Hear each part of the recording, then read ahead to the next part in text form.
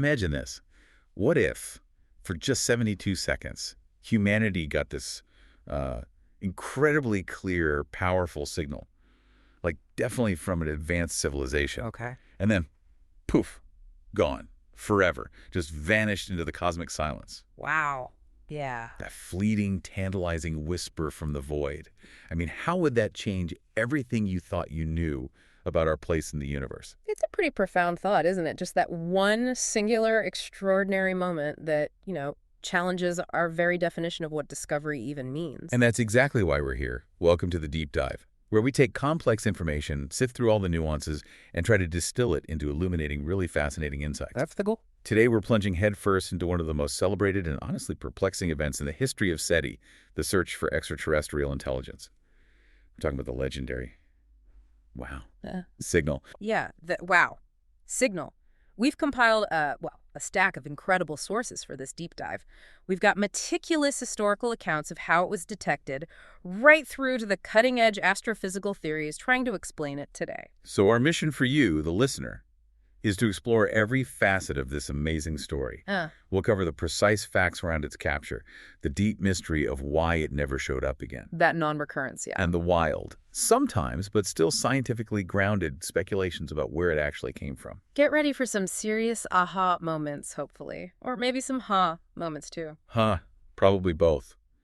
Because the really captivating piece of this puzzle, the reason it became so legendary, is how perfectly this signal detected back on August 15, 1977, how perfectly it aligned with what scientists predicted an alien message should look like. Exactly. It had characteristics that were just so powerful, so precise, almost eerily aligned with what we anticipated a technosignature would be. A technosignature, that's a key term, right? A definitive sign of technology from intelligent life beyond Earth. That's the one.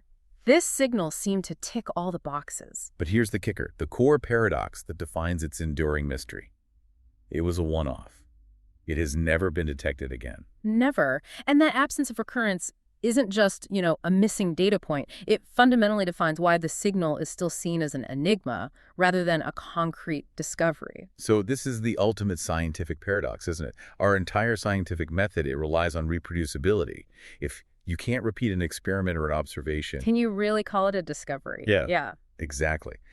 How does a field like SETI, which is constantly searching for these unique, potentially one-off events, how does it grapple with that fundamental challenge? It's tough. This single unprecedented event really highlights the profound difficulties in telling the difference between a genuine, maybe transient technosignature and just, cosmic noise or interference from here on Earth. Right. It must be incredibly frustrating. It truly is. It's a testament to the fact that even when you have really compelling initial data, that lack of replication can diminish its credibility, scientifically speaking. It forces SETI to continually evolve its methods to deal with potentially fleeting, but maybe genuine signals. Okay, so our story truly begins in 1977, not with some big, flashy discovery announcement, but actually with a pretty humble, though revolutionary for its time, instrument. The Big Ear Radio Telescope. Yes, Big Ear. This wasn't just any old dish. It was Ohio State University's Big Ear, an instrument specifically designed for SETI. That's right. The Big Ear was a unique Krauss-type radio telescope. It was an impressive structure, huge, actually 110 meters by 21 meters. Wow. Its innovative design involved reflecting incoming radio waves off this tiltable flat reflector onto a fixed parabolic rectangle, which then focused the signal down to a central point at ground level. So kind of an unusual design. Very clever, really. It was quite a marvel for its time because this design allowed for fundamental breakthroughs in radio astronomy, even though it was relatively inexpensive to build and run compared to, say, big steerable dishes. Its fixed parabolic reflector meant the sky just drifted through its field of view because of Earth's rotation. Dang. Simplified the mechanics quite a bit. And it was truly groundbreaking for its dedication, too, wasn't it? I mean, this telescope holds the distinction of being the first full-time SETI program. Absolutely. It operated continuously from 1973 right up to 1995. That's 22 years of just listening. Yeah, 22 years. It was, for a long time, the world's longest-running SETI initiative. And its objective, as you said, was crystal clear. Find those technosignatures, any detectable signs of technology from intelligent life out there. Okay, so tell us about its specific features. How did it actually listen? Because that's crucial to understanding the Wow. signal itself. Yes, its operational features were absolutely key. Big Ear was equipped with two distinct feed horns placed side by side. Think of them like two separate receivers. Hmm. Each horn received a radio beam from a slightly different adjacent direction in the sky as the Earth's rotation swept the telescope's view across the cosmos. Now, crucially, because of this design, any given point in the sky would pass through one of the telescope's two observation beams for precisely 72 seconds. 72 seconds. There's that number again. That fixed observation window is a detail that echoes powerfully through this whole story. And there's another critical feature, right? Yeah. Something that makes the, wow, signal even more compelling and harder to just dismiss as, noise. It had a built-in system to reject interference. Exactly. Radio frequency interference, or RFI. Think Right. of it like this.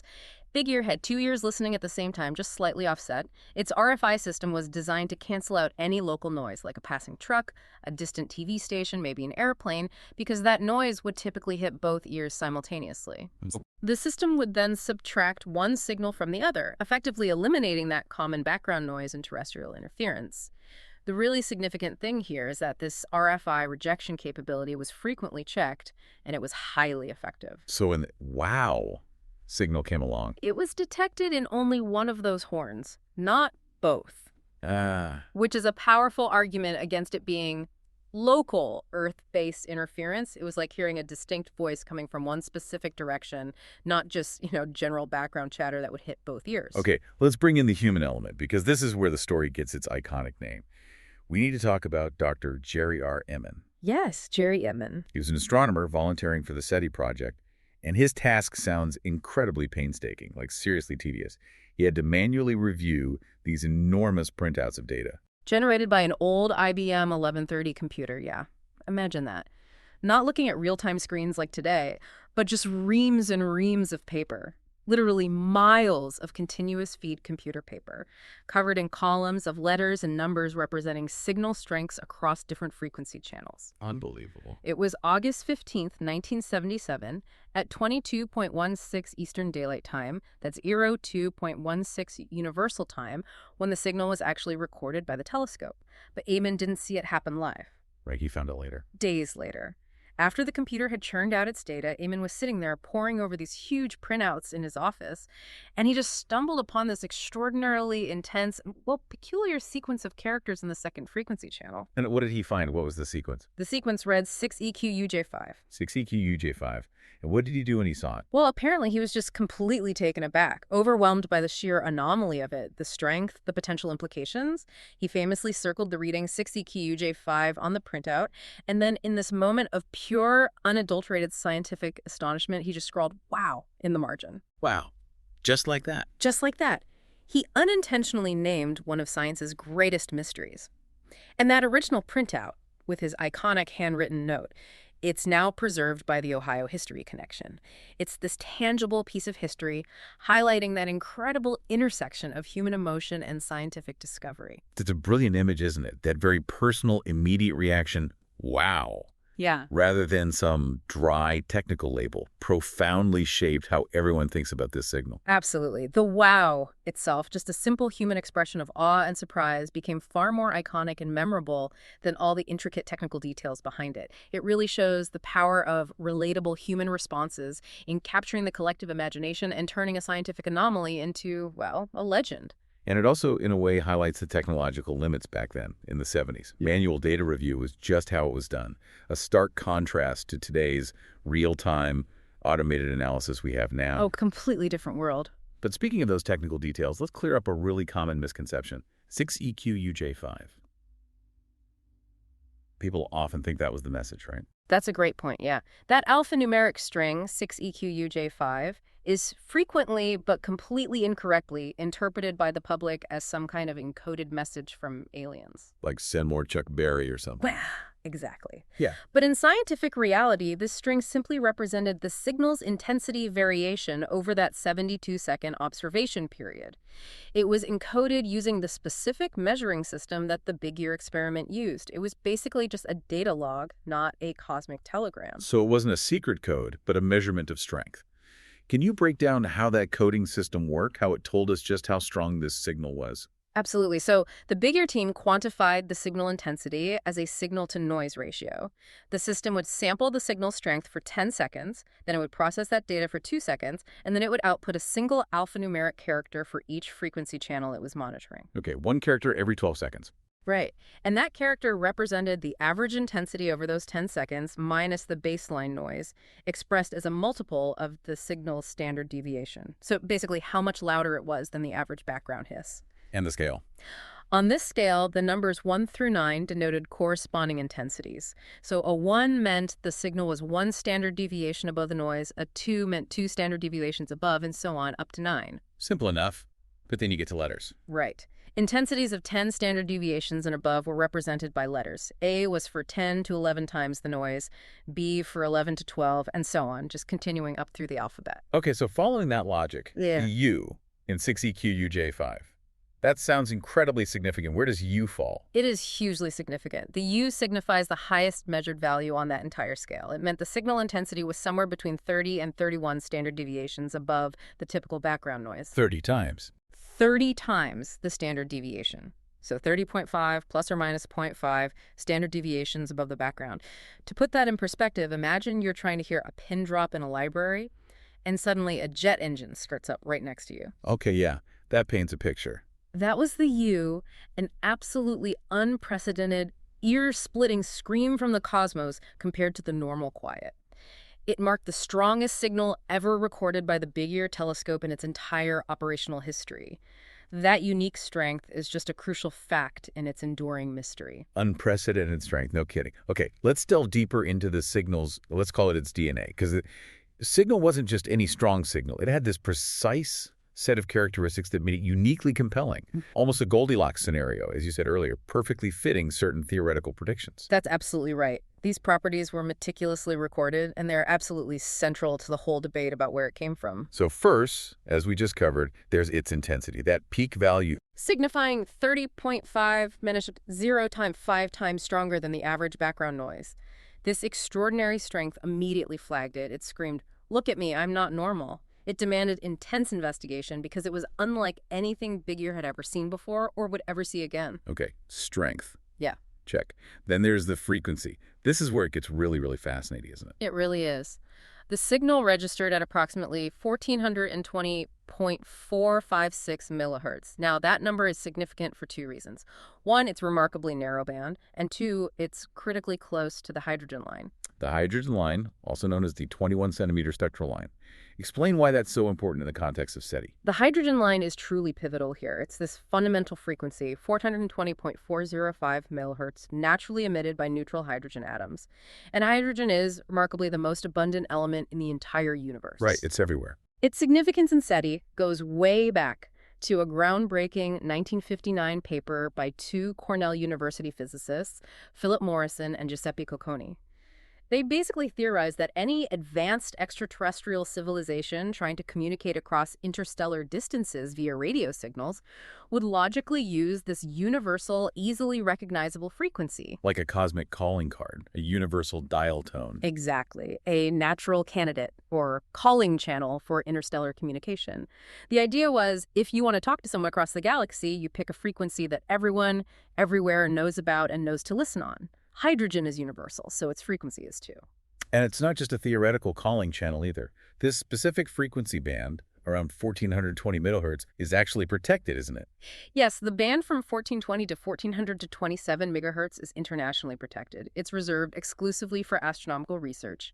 Terrestrial transmissions from Earth are strictly prohibited within it. Which, of course, only strengthened those initial beliefs that this wasn't coming from Earth. Absolutely. If it's a globally protected spectrum, designed specifically to be quiet so astronomers can listen to the faint whispers of the universe, and suddenly you hear something incredibly strong and precise right there. Your mind naturally jumps to something beyond Earth. It's like finding a perfectly clean, empty highway reserved for quiet observation, and then spotting an unexpected, incredibly loud, fast-moving vehicle on it. It shouldn't be there.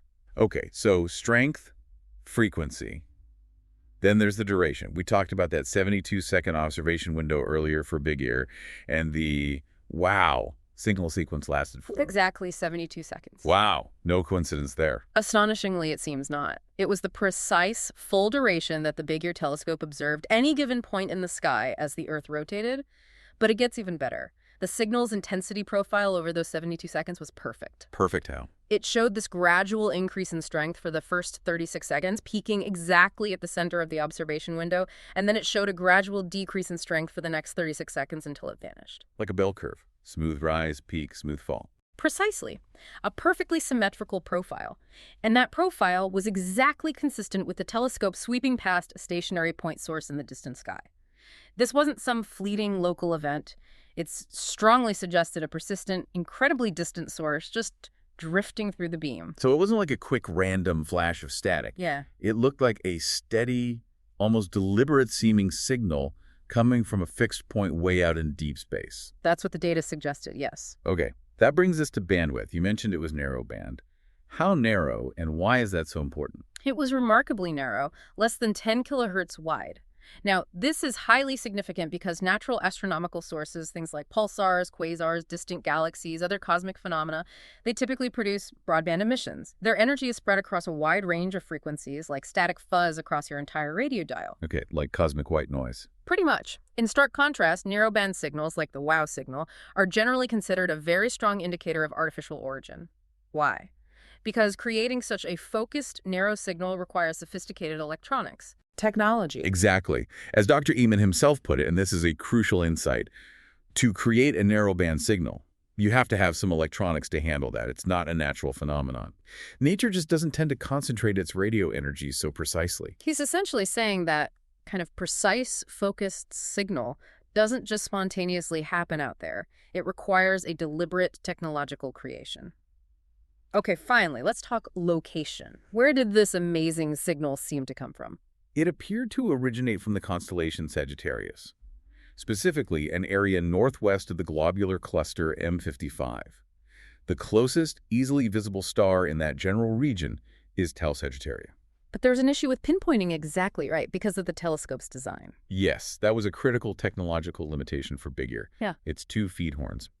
While the signal was clearly detected in only one beam, the data processing available back then made it impossible to definitively tell which of the two closely spaced beams it was in. Ah, so there were two possible spots in the sky? Exactly. It left two distinct yet very close possible regions of origin for the signal. It significantly complicated follow-up observations. Later research, using modern star catalogs, identified potential sun-like stars within those two ambiguity zones. One star, called 2MRSS 192819822640123, located about 1,800 light-years away, emerged as a prime candidate within one of those spots. A sun-like star 1,800 light-years away, but I'm guessing modern searches haven't had much luck looking at that particular star. Precisely. Highly targeted searches by modern, much more sensitive SETI projects have found absolutely no technosignatures coming from that specific star. This ambiguity really highlights a critical technological limitation of 1970s SETI. Modern telescopes, with their vastly higher angular resolution and real-time processing, They'd nail it down instantly. they'd likely resolve such directional issues immediately, pinpointing the source with much greater accuracy. It really underscores the unique historical artifact nature of the WOW signal. It was shaped as much by the tools of its time as by whatever its mysterious source was. So if we tie this all together, the confluence of all these precise characteristics, its crazy strength, its narrowband nature, its spot-on frequency at the hydrogen line, and its duration perfectly matching the telescope's sweep, it creates that Goldilocks scenario. It really does. It aligned almost perfectly with theoretical predictions for what an intelligent extraterrestrial signal might look like. That's what made it so profoundly astonishing. The strength meant it could be detected across vast distances. The narrowband quality screamed artificial, differentiating it from natural noise. The hydrogen line frequency provided that universal, hey, listen here, Jal. That any advanced civilization might logically use, yes. And the duration perfectly suggested a stable, distant source just passing through the beam. This remarkable alignment is precisely what rendered the signal so stunning. It was exactly the kind of signal SETI was built to find and interpret as potentially artificial. It's almost too perfect, some might say, like it was designed to be found by something exactly like Big Ear. It is, almost as if the universe was playing a very specific, very tantalizing trick on us. And that brings us neatly to the elusive search for a repeat the very heart of the mystery, and arguably the signal's defining characteristic. Absolutely. Despite how compelling it was, how perfectly it seemed to fit our predictions, the signal has never been detected again. Not once since that initial 72-second observation. Never, not even right after. Nope. The Big Ear team, Jerry Eman and his colleagues, they immediately sprang into action. They kept the telescope pointed exclusively at that region in Sagittarius, focusing intently for an entire month right after the detection. Consistent null results. Nothing. And it wasn't just Big Ear. Even much more sensitive instruments like the powerful Very Large Array, VLA, were later used to search the same region of the sky. They had far greater collecting power, far greater sensitivity. Still nothing. Still absolutely no success. The probability that Big Ear just happened to catch a signal that was too faint for the VLA to see, perhaps due to something like interstellar scintillation, a sort of cosmic twinkling effect, that probability is considered vanishingly low. So the most significant and, let's be honest, frustrating argument against it being some kind of continuous transmission from AT is simply that it stubbornly refuses to show up again. Precisely. As Ammon himself said, expressing that frustration, we should have seen it again when we looked for it 50 times. 50 follow-up attempts and nothing. That really highlights the reproducibility paradox, doesn't it?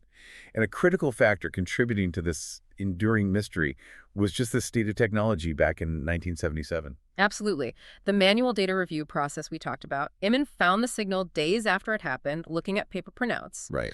That inherent delay meant that immediate, real-time follow-up observations or quickly repointing the telescope to track it were simply impossible. By the time anyone even knew this extraordinary signal had occurred, it was long gone from Big Ear's view. So the signal's transient nature, lasting just 72 seconds, combined with that inability for immediate analysis and response, made it exceedingly difficult, maybe impossible, to confirm it or track its source. It was like seeing a ghost on a security camera tape days later. A fleeting cosmic apparition is a good way to put it, and this is key. Astronomers acknowledge that one-off signals weren't actually that uncommon in the early days of SETI. Really? Because of the tech limitations. Exactly. Primitive tech, more susceptible to interference, less ability to verify immediately. They contend that if a signal with, signal's characteristics were detected today, It would be a different story. completely, it would either be quickly dismissed as RFI because of our much more sophisticated filtering and multi-observatory checks, or it would be followed up on immediately with modern real-time capabilities that allow for rapid confirmation or refutation. So the consistent failure to redetect the WOW signal over decades really highlights this fundamental tension in SETI, doesn't it? The scientific need for reproducibility versus the possibility that real alien signals might just be transient one-off events. That's the core dilemma. Douglas Vakoc, who's the president of MIDI International, has articulated this really well. He emphasizes that SETI detections must be replicated for confirmation by standard scientific practice, and the fact that the WOW signal lacks that replication significantly diminishes its credibility as a confirmed alien signal despite its initial promise. It creates this fundamental challenge for unique transient events. How do you ever get from, wow, that's an intriguing anomaly, to, okay, this is a confirmed scientific discovery, when the gold standard requires you to see it again? Especially if a true ETI signal is, by its very nature, maybe a singular, non-repeating event, like a short directed burst, or perhaps a beam from something moving that just happened to sweep past Earth once. How could that ever be rigorously validated by conventional standards? It really pushes the field towards developing new strategies, doesn't it? Yeah. Like coordinating observations between multiple telescopes simultaneously and having much more sophisticated real-time analysis ready to go. Absolutely. Things like multi-station observations, advanced algorithms running in real time. It's all about being better prepared to capture, characterize, and verify transient phenomena, even if they don't obligingly repeat for us. So in a way, the WOW signal serves as this crucial historical case study. Its very elusiveness has taught SETI valuable lessons on how to improve. It really has. It's pushed the methodology forward. And that brings us to modern efforts, like the Breakthrough Listen project doing targeted searches. Yes, in the modern era of SETI, projects like Breakthrough Listen, which is a huge, comprehensive, and exceptionally well-funded initiative, they've undertaken very specific, targeted searches aimed right at the potential source region of the WOW signal. And this was prompted, at least in part, by that candidate star you mentioned earlier, the one identified by an amateur astronomer. That's right. Alberto Caballero, an amateur astronomer, did the work to identify that star, 2MASS 1928-1982-264-0123, as a potential sun-like source within one of the ambiguous regions of origin. So Breakthrough Listen, using its state-of-the-art capabilities, conducted targeted observations in May 2022. Using what telescopes? They used both the Green Bank Telescope, GBT, in West Virginia, which is the world's largest fully steerable radio telescope, and the Allen Telescope Array, ATA, in California, which is a powerful instrument specifically designed for SETI searches. Top-of-the-line gear. And the results from these cutting-edge observatories. Did they find anything from that prime candidate star, 2MASS, whatever it was? Despite using extremely high spectral resolution, looking really, really closely at the frequencies, these targeted searches found no technosignature candidates. Nothing. Huh.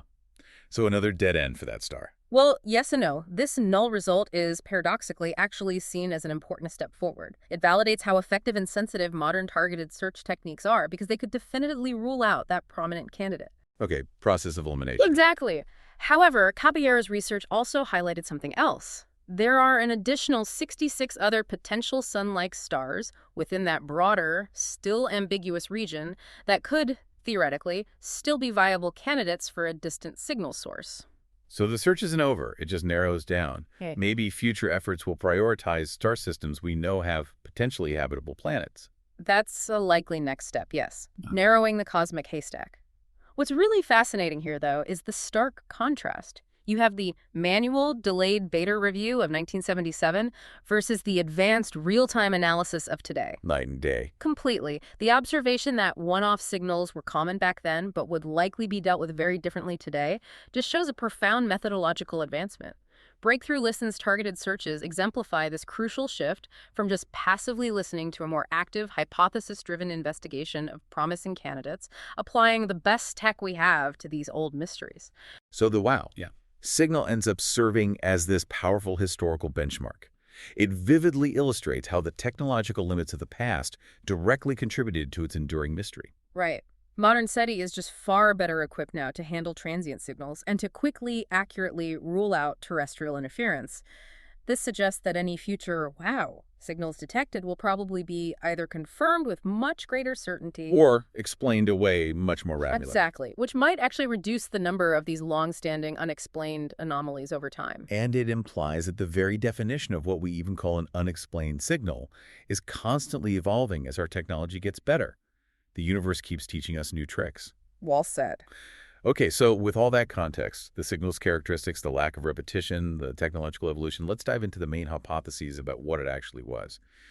The mystery has prompted all sorts of ideas, right? From the really tantalizing ET possibilities to more mundane, maybe natural or terrestrial explanations. Yeah, a whole range. And each hypothesis tries to reconcile all those unique characteristics we talked about, the strength, the narrowband, the frequency, the duration, and especially that crucial non-recurrence. Let's start with the big one, the extraterrestrial hypothesis. Yeah. The idea that it really was a technosignature. Why did it initially scream aliens so loudly? Well, it goes back to that perfect alignment. The combination of characteristics, extraordinary strength hitting you, the remarkably narrowband nature, the precise frequency right near the protected hydrogen line, and that 72-second duration perfectly matching a point source drifting through Big Ear's beam collectively, it presented pretty much all the expected hallmarks of an ET technological signal. Especially the narrowband part, right? That's hard for nature to do. Incredibly hard.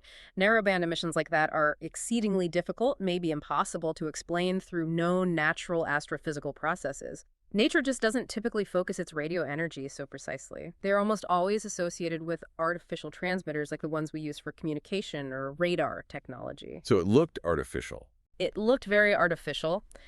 These compelling features led prominent figures like John Prowse, who was Big Ear's director, to famously write to Carl Sagan saying the WOW signal was highly suggestive of extraterrestrial intelligent origin. Wow, Krauss to Sagan, that's quite an endorsement. It is, and even Dr. Eamon himself, despite being inherently scientifically skeptical and cautious, he acknowledged that it certainly had the potential of being the first signal from extraterrestrial intelligence. It was just too perfect a fit to simply ignore. Okay, so if it was extraterrestrial, but it never repeated, how do we square that circle? That brings us to a really compelling alternative ET hypothesis, the power beaming leakage theory, proposed by Jim Benford. Yes, Jim Benford, a physicist well known in the SETI community. And this isn't just a fascinating theory, it's potentially a paradigm shift for how we think about SETI. How so? This theory suggests the WOW signal might not have been a deliberate Hello Earth message at all. Instead, it could have been leakage radiation from an interstellar power beam being used by an advanced civilization for something else entirely. Leakage, like accidental spillage. Exactly. Benford posits the signal might have been an incidental byproduct leakage from advanced technological activities, maybe like accelerating starships or probes using highly powerful directed energy beams. Imagine advanced aliens using massive energy beams to propel their spacecraft between stars, like a cosmic slingshot or laser sail. Okay. The signal might not have been the main beam, but just some of the energy spilling off the sides, the exhaust fumes from their interstellar travel, so to speak. This fundamentally broadens the definition of a technosignature beyond just intentional communication. That's a really interesting reframe. So how does this leakage idea explain those key, seemingly contradictory characteristics of the WOW signal, like the strength? It addresses several of them quite elegantly. For strength, power beaming inherently involves highly directed, high-power emissions, while the main beam would be focused elsewhere on the starship. For example, leakage around the edges of an accelerated vehicle could plausibly still be strong enough to be detectable across vast interstellar distances. Calculations for ambitious human projects like Starshot. That's the plan to send probes to Alpha Centauri using lasers, right? Well, that's the one. Those calculations actually anticipate significant spillage of energy, which aligns nicely with the WOW signal's exceptional strength. It shows high power leakage is physically plausible. Okay, makes sense. What about the duration? The precise 72 seconds. Power beaming applications for interstellar probes would likely involve relatively small slew rates. That means very slow angular movement across the sky as the source moves or the beam shifts direction slightly. This characteristic makes them excellent candidates to explain that observed 72-second duration, as Big Ear's fixed beam just happened to sweep past a source that appeared stationary or very slowly moving from our perspective over that exact time window. Okay, that fits too. But most importantly, the non-recurrence plans, the biggest puzzle of all. How does the power beaming theory explain that? That's the core of the mystery. This is where the hypothesis is particularly robust and compelling. If the signal originated from, say, a Starship launch, the power beam would be precisely directed towards the target stellar system, accounting for its future position, not necessarily aimed anywhere near Earth's current position. Or they're aiming where the ship is going, not where we are. Exactly. And due to the relative motion of stars constantly shifting within the galaxy, Earth would only accidentally intercept leakage from such a beam if we just happen to pass through the very narrow cone of spillage at that exact moment. Consequently, future launches using the same power beaming technology aimed at the same or different targets would not be expected to be seen again from Earth. Because we wouldn't be in the spill zone again. Precisely. It perfectly aligns with the observed non-recurrence. In fact, Benford explicitly predicted that each failed attempt to redetect the WOW signal would actually provide more evidence for this power beaming explanation. Because it means it wasn't a static, continuous beacon aimed at us. Correct. The lack of repetition becomes supporting evidence, not contradictory evidence, under this framework. That truly is a mind-bending thought. That the very absence of repetition could be the strongest sign of alien technology. It flips everything we think we know about proof on its head, doesn't it? It really does challenge our assumptions. And what about the frequency, the hydrogen line? Why would leakage be right there? Well, while the 1.42 gigahertz band is internationally protected and quiet for us, an advanced civilization might strategically choose this quiet part of the radio spectrum for power beaming precisely because it's quiet, minimizing interference with their own systems, or perhaps knowing that other astronomers, like us, would likely be monitoring this significant band. They might even embed secondary communications within this technological noise. And the credibility of power beaming itself. Is this just speculative sci-fi or is it grounded? Oh, it's gaining increasing credibility within human technological development. We're actively researching and developing directed energy concepts for applications like beaming power between points in space, or even for future propulsion systems. Ambitious projects like the aforementioned Starshot demonstrate that this is becoming very real engineering, not just fiction. So this perspective refines and expands SETI's search strategy then. Definitely. Rather than exclusively focusing on detecting deliberate messages, it suggests researchers should also actively look for the technological noise, the incidental emissions generated by advanced civilizations doing big things, like large-scale engineering or propulsion. Looking for the side effects of technology, not just the phone calls. Exactly. This shift potentially increases the likelihood of detection by broadening the scope of what counts as a sign of intelligence. It also provides a really robust theoretical framework for understanding why a powerful, seemingly artificial signal might genuinely be a unique one-off event. Okay, so if we weigh the arguments for and against the broad ET theory, the arguments for it are strong based on the signal's characteristics perfectly matching expectations, especially artificiality. And the power beaming leakage idea specifically offers a compelling way around the non-recurrence problem. Yes, those are the main points in favor. However, the primary and most significant argument against the WOW signal being a deliberate, continuous ET communication is still that absolute lack of recurrence. If it were a beacon meant for contact, logic suggests it should repeat, maybe on some cycle. The extensive and prolonged non-observations over decades, therefore, tend to falsify the simpler hypothesis of a continuous ET broadcast aimed our way. Plus, it didn't seem to contain any actual message, right? Correct. The signal itself appeared to be an unmodulated continuous wave. That means it contained no detectable message, no discernible pattern that could be decoded as information. It was just a pure, strong tone at that specific frequency. Even Eamon himself, despite his initial wow, remained scientifically skeptical about its origin throughout his life. Okay, so the ET hypothesis, especially the power beaming variant, remains plausible but unproven due to the lack of repetition. Let's move on to natural astrophysical explanations. The cosmos is full of weird stuff. Could nature have cooked this up? It's certainly possible. Nature can be very creative. For a while, the comet hypothesis, proposed by astrophysicist Antonio Paris back in 2016, gained some attention as a possible natural explanation. Right, the comets. What was the idea there? Paris suggested that the WOW signal could have originated from a hydrogen cloud surrounding one or two specific uncatalogued comets, 266P Christensen and P2008 Y2 Gibbs, that happened to be transiting through that part of Sagittarius back in 1977. And comets have hydrogen. They do, yeah. Comets are known to contain water ice, which includes hydrogen, and they release gas as they approach the sun. This gas includes neutral hydrogen, which naturally emits radio waves at the characteristic 1420 millihertz frequency. Paris's team even claimed they detected similar, though much, much weaker, signals from Comet 266P Christensen in 2017 using a smaller telescope. They argued the 1977 comet might have been bigger or more active, explaining the WOW signal's strength. Okay, sounds intriguing on the surface.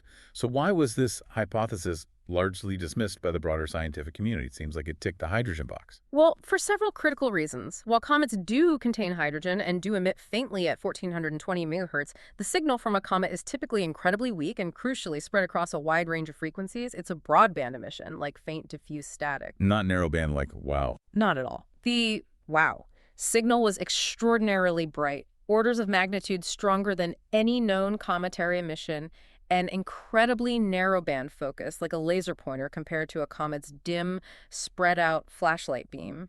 There is simply no known physical process associated with comets that could naturally produce that kind of focused, intense burst at that frequency. So the physics didn't match up with the signal's characteristic. Not even close. Critics, especially experienced radio astronomers, found no scientific justification for how comets could produce such extraordinary brightness and narrowband purity. They pointed out that such a signal had never been seen at the brightnesses described in any other comets, despite decades of radio observations of countless comets. The argument, a lot of stuff has hydrogen in space, just wasn't specific enough. Beyond the physics, were there other issues? Like, were the comets even in the right place at the right time? That was another major nail in the coffin for the hypothesis. Crucially, detailed orbital calculations showed that neither of the proposed comets was actually within the narrow field of view of the Big Ear telescope at the precise time the WOW signal was detected. They simply weren't where they needed to be. Ouch. Okay. Also, if the comet hypothesis were valid, you'd expect similar, maybe slightly weaker phenomena to have been observed occasionally over the many years Big Ear operated, or in subsequent SETI monitoring. But they weren't. The mechanism didn't fit the signal properties, and the proposed sources weren't even in the beam. So, yeah, it didn't hold up to scrutiny. Okay, so the comet hypothesis is pretty much off the table. But there's a much more recent, and it seems, much more scientifically robust and natural explanation that has gained considerable traction. The astronomical maser flare hypothesis. Yes. This is currently considered the most plausible natural explanation. It represents a significant advancement from previous natural theories, and it really shows the self-correcting nature of science at work. So what's the proposed mechanism here? How could nature create something that looks so much like the wow signal? The hypothesis posits that the wow signal was caused by a powerful but transient astrophysical event. Like what kind of event? Something like a magnetar flare or a soft gamma repeater burst. These are types of neutron stars, incredibly dense remnants of massive stars characterized by extremely powerful magnetic fields and sudden energetic outbursts of radiation. Okay, so a powerful flare from a neutron star. Right. The idea is that this strong transient burst of radiation happened to pass through a cloud of cold neutral hydrogen gas, what astronomers call an HI cloud, that was situated between the flare source and Earth. And what happens when the flare hits the hydrogen cloud? This interaction would induce something called stimulated emission or superradiance within the hydrogen gas. In essence, the powerful radiation from the flare would pump the hydrogen atoms in the cloud, exciting them in just the right way. This causes them to glow intensely all together at the specific hydrogen line frequency of 1420 megahertz in a focused, coherent manner. Like a natural laser. Exactly. It effectively creates an astrophysical maser microwave amplification by stimulated emission of radiation, a natural cosmic maser. This process would result in an intense, narrowband burst of microwave radiation, precisely at the hydrogen frequency. Wow. That sounds like a lot of specific conditions needing to line up perfectly. The flare, the cloud, us. It absolutely does, and that's key. Is there any actual observational evidence for this kind of maser event happening, even if it's not as powerful as the Wow. signal itself? Indeed, there is. This hypothesis gained significant support from findings by Mendez and colleagues. They analyzed archive data from the Arecibo Observatory, specifically from a survey looking at radio emissions from red dwarf stars conducted between February and May 2020. And they found something. They found newly discovered, similar, albeit much weaker, narrowband signals right near the hydrogen line frequency. And crucially, these weaker Arecibo signals were directly associated with interstellar clouds of cold hydrogen, providing direct observational evidence for the proposed mechanism, a flare stimulating hydrogen gas into maser emission. So they saw weaker versions of the same phenomenon. Essentially, yes. The key difference between these newer, weaker detections and the original WOW signal was primarily their brightness. This implies a common underlying physical mechanism, but suggests a far more powerful trigger event, like a particularly strong flare, must have occurred back in 1977 to produce the WOW signal's extreme intensity. So this model elegantly explains the rarity and the non-recurrence then. Because you need that perfect alignment. Precisely. Such astronomical maser flare events are inherently rare. They require that highly specific spatial and temporal alignment. The transient radiation source has to be lined up just right with a suitable hydrogen cloud, and that whole system has to be lined up just right with the observer, us, here on Earth. This specific transient alignment naturally accounts for why the signal was detected only once and hasn't been seen again.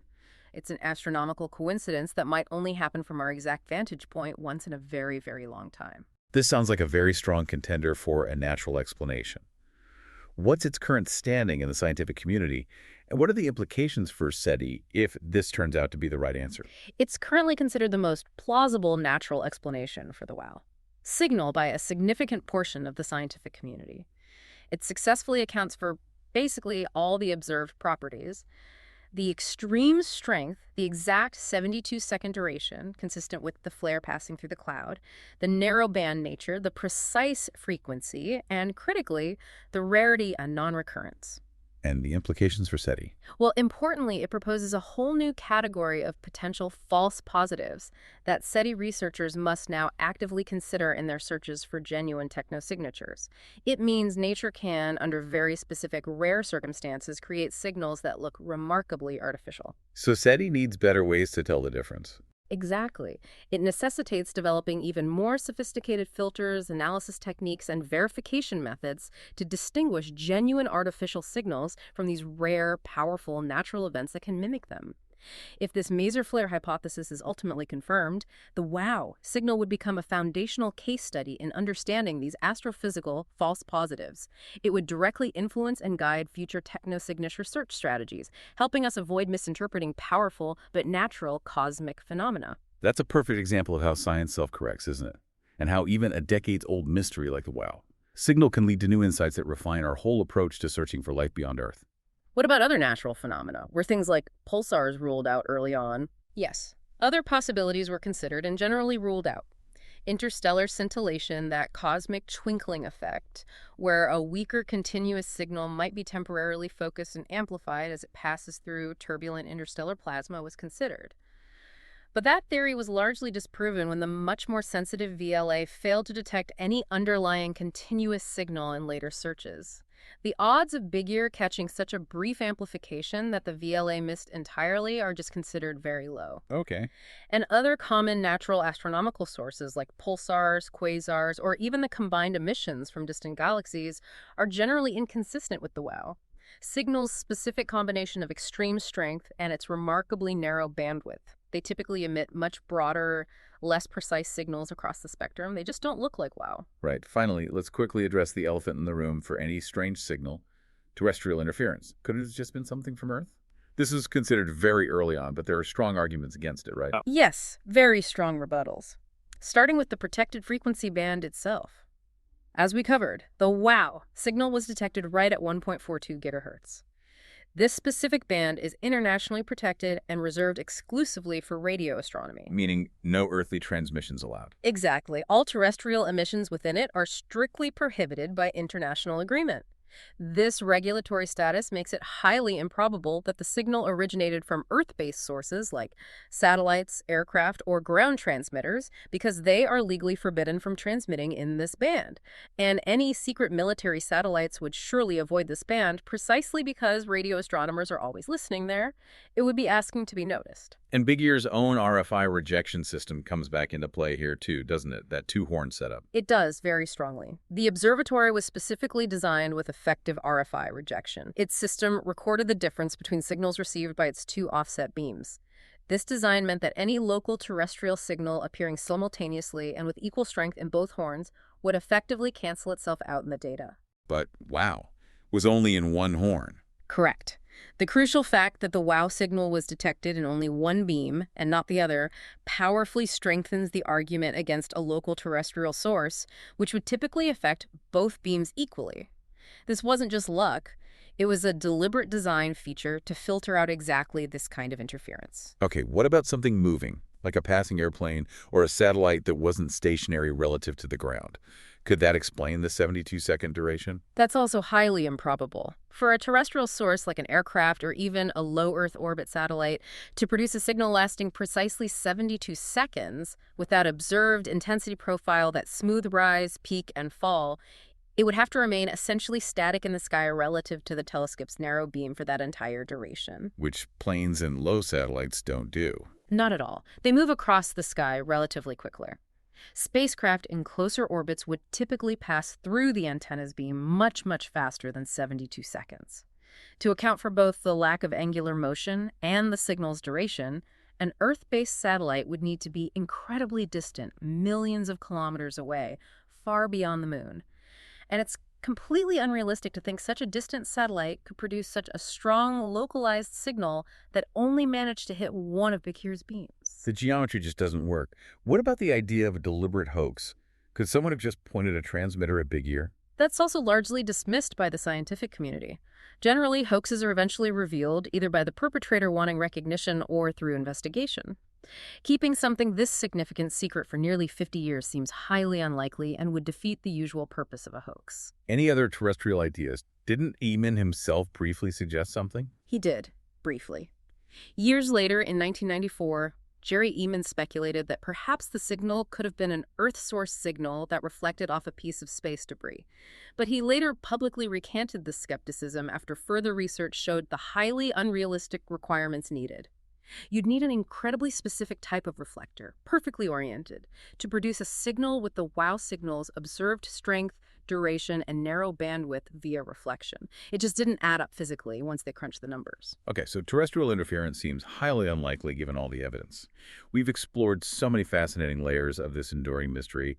Let's try to tie it all together now. What does the WOW signal truly represent in the grand tapestry of SETI? Well, it definitely remains one of the most compelling and enduring mysteries in the whole history of the search for extraterrestrial intelligence. There's no doubt about that. Its unique characteristics, that extraordinary strength, its remarkably narrow band nature, the spot-on frequency near the hydrogen line, and its precise 72-second duration, they aligned almost perfectly with what scientists thought a technosignature should look like back then. That near-perfect confluence of features immediately suggested an artificial origin. It captivated both the scientific community and the public with that profound, almost shocking possibility of detecting alien intelligence.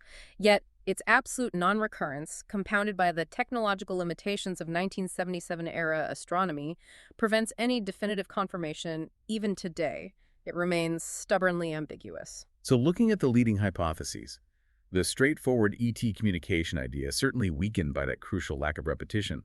But the more nuanced power beaming leakage theory offers a sophisticated extraterrestrial explanation, reframing it as maybe an incidental byproduct of advanced alien technology, which interestingly broadens SETI's scope. Right. Meanwhile, the comet hypothesis is largely dismissed by scientific consensus due to those glaring inconsistencies we discussed. And the astronomical maser flare hypothesis is now considered the most plausible natural explanation.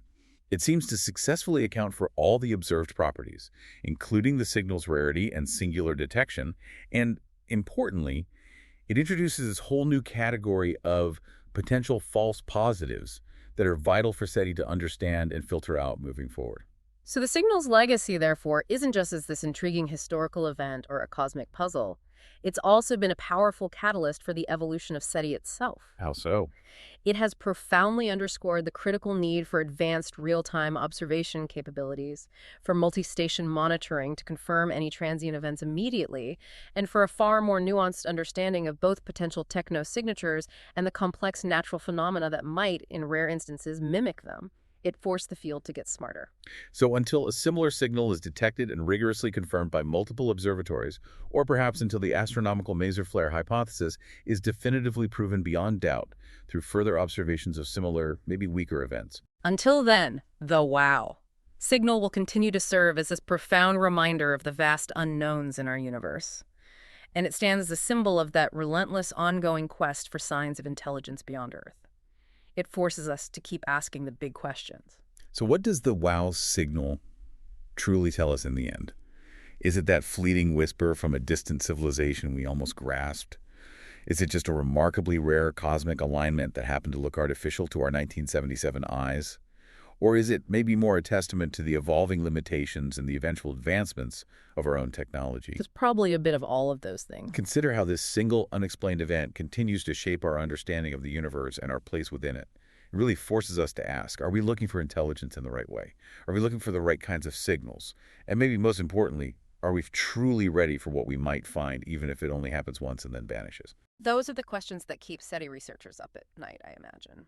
We leave you, the listener, to ponder those possibilities and the profound questions that inevitably linger when a signal aligns so perfectly with our deepest hopes yet remains stubbornly, thrillingly unexplained.